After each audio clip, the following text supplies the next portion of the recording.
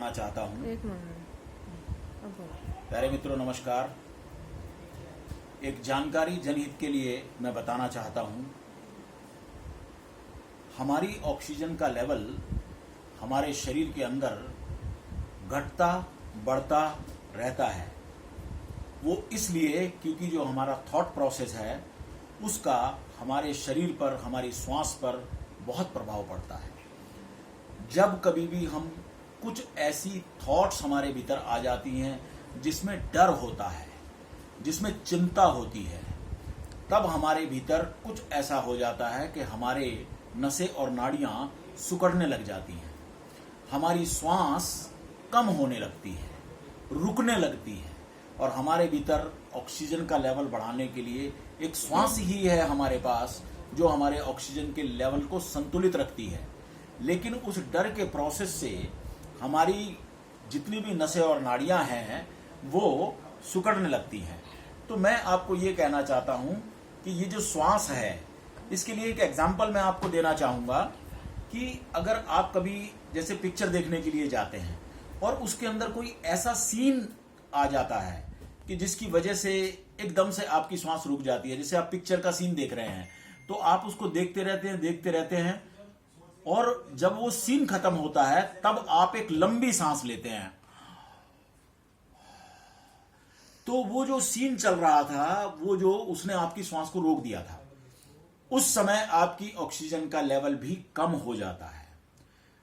तो सिंपल सी बात है कि ऑक्सीजन के लेवल को बढ़ाने के लिए आपको अपनी श्वास उसका ख्याल करना पड़ेगा। उस श्वास का ख्याल कैसे करेंगे?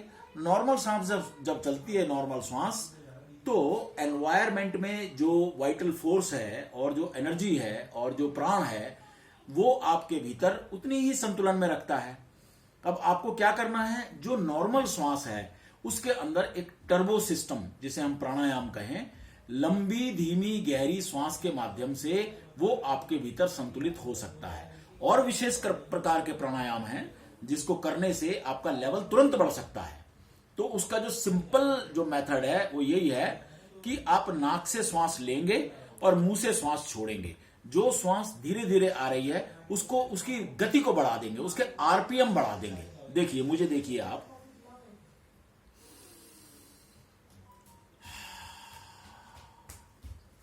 पेट के फूलने और पिचकने का ख्याल रहे।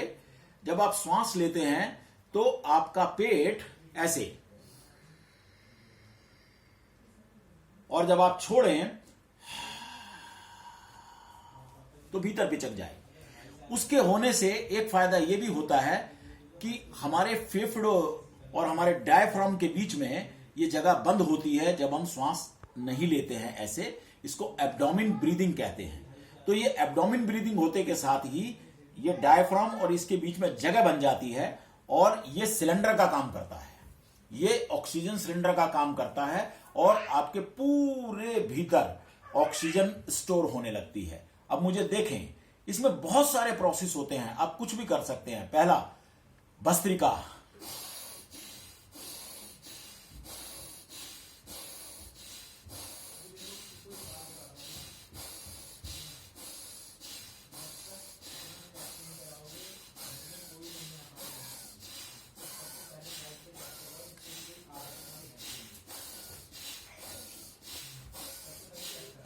कुछ ही देर ये करने से आप ऑक्सीमीटर को लगा के देखेंगे तो आप हैरान रह जाएंगे कि जो ऑक्सीजन आपकी घट गई थी वो ऑक्सीजन का लेवल बढ़ने लगा।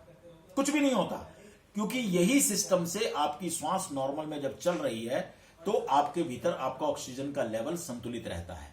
लेकिन अगर कम हो गया है तो इस टर्बो सिस्टम को बनाकर एब्डोमेन ब्रीदिंग करके आप आराम से अपने सिलेंडर को भर सकते हैं। और ऑक्सीमीटर आपके पास है, आप उससे चेक करिए।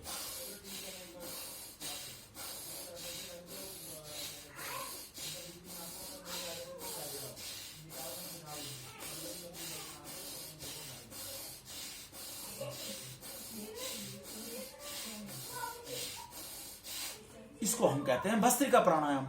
हमारे ऋषि मुनियों की तरफ से ये बहुत बड़ी देन है हमको कि सारा प्रोसेस हमारे शरीर में अपने आप होता है। वातावरण में बहुत सारी ऑक्सीजन है लेकिन हम उसे गेन नहीं कर रहे हैं, हम उसे खींच नहीं रहे हैं।